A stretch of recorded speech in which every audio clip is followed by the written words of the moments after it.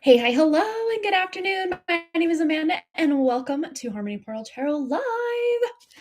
Happy Friday, or as I like to say, Fry-yay! It's the weekend, y'all. Yeah, I have basketball tonight. Wrigley has 2 games yet again. I want to say one of them ends. Well, I think they have 2 more actual games after this weekend, and then there's a tournament the weekend after that, or Friday after that. And then after that basketball is over, there's, I think, 2 more games for the other basketball he's in.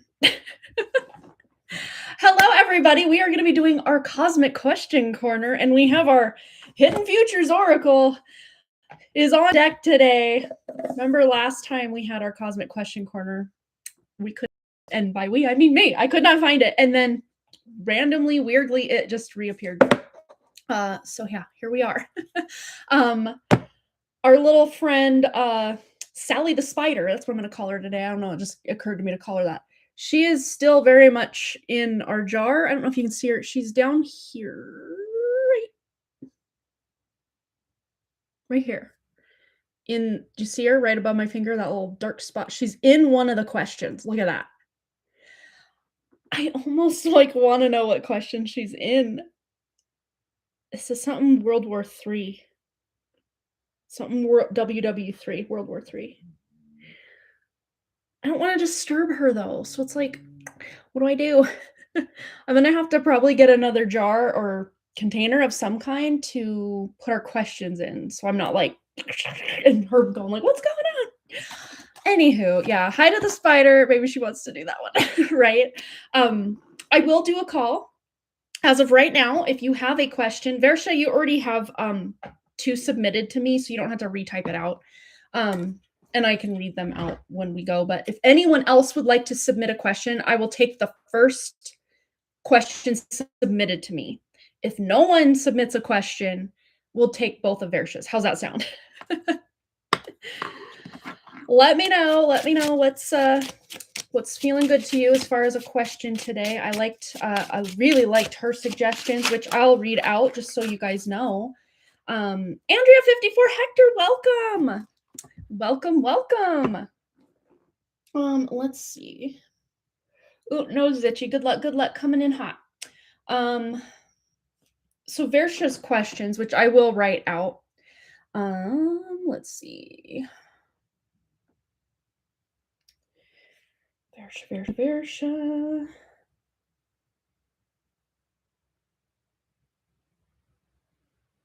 Oh, I keep accidentally, even though I clicked Versha's name, it clicked into my friend Jess's text. So if Jess is here, I will get back to you.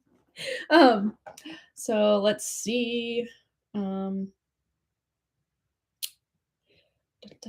Let's see.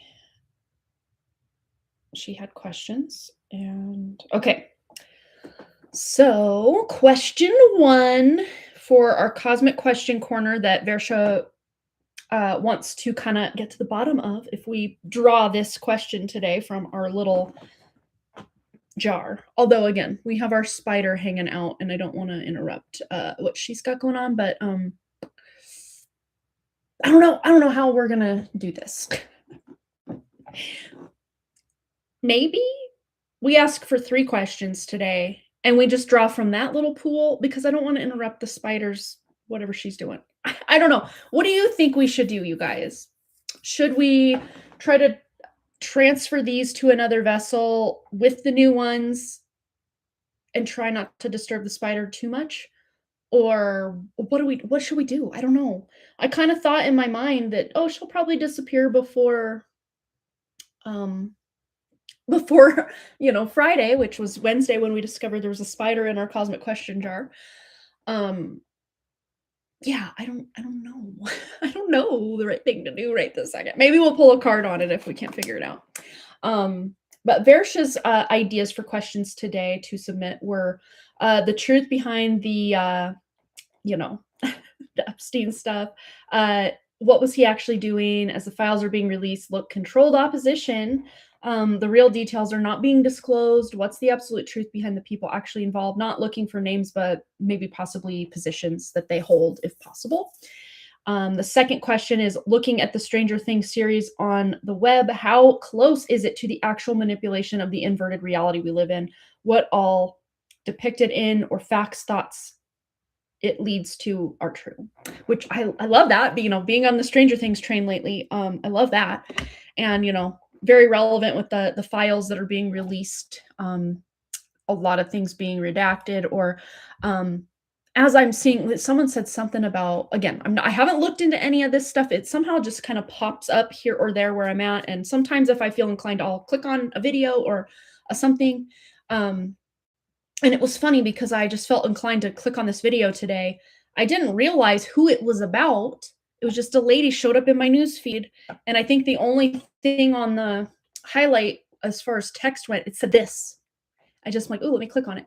Clicked on it, and it was about Jeffrey Epstein himself describing the fact that we potentially live in a simulation, and how science can't explain this thing that women are more tuned into, intuition. But it's very much something that is real, even if we can't point to why, and how, I don't know, kind of how as time goes on, we're going to be tuning more into that or discovering more about the nature of reality as far as things we can't taste, touch, hear, smell, which I thought was really crazy. Weird. Oh, Carrie is talking about discernment, the actual truth around what is being thrown at us, even if it's kids, women being hurt. Right, right. And also, like, what does this symbolize? The release of something, but it's almost like you're trying to placate people rather than give them the actual truth. It's like another form of gaslighting, if you ask me. That the way that this has all panned out. Again, if this was 2016, Amanda, I would be all over. I'd be scouring those documents or allowing my intuition to like lead me through them. 2026, Amanda, doesn't really, it's not that I don't care. Let's baseline that. I do care. I do care that people are being harmed and that there's evil out there. I care about that. But the fact that they are now giving me permission to care, to dissect, that's icky to me. My pathological demand avoidance is like, wait a second, you're telling me now I can look at these documents? Well, now I don't want to. Unless it's like, you know, we're looking at it in this regard. Sure, why not? I'm all about that. Or to get to the truth of, you know, I don't want you to spoon feed me the version or narrative of truth that you're trying to get me to believe. I'm going to instead just go within, you know, in my human design, just my tropical human design, I have that gate of intuition 57 already on and popping, and it's one of the gates that's going to be activated with this cross of the sleeping phoenix and cross of, oh gosh, I just had the name of it.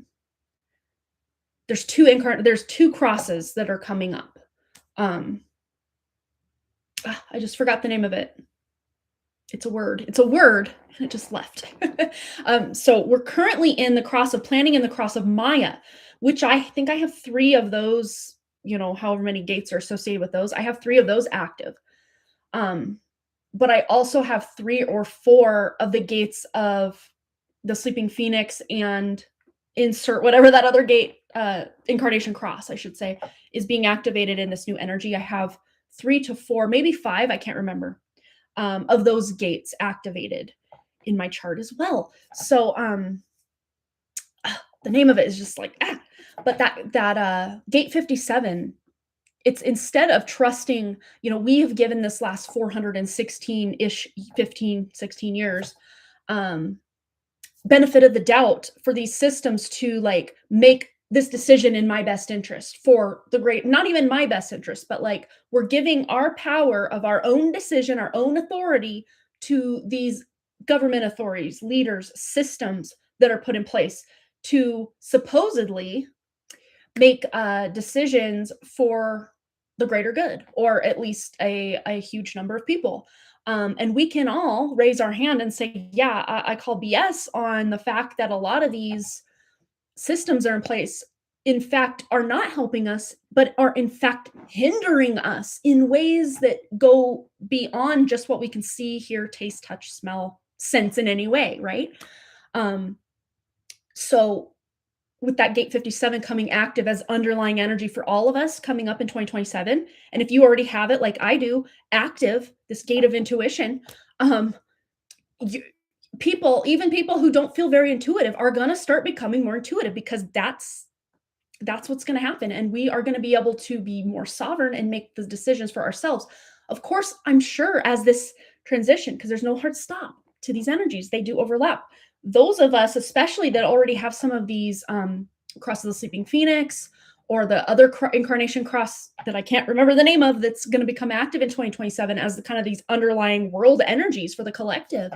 um, those of us that have some of those gates, or even channels, or even if you're Brianna, incarnation cross itself already active, you're already prepared for these times. And in fact, you were born for this, you know?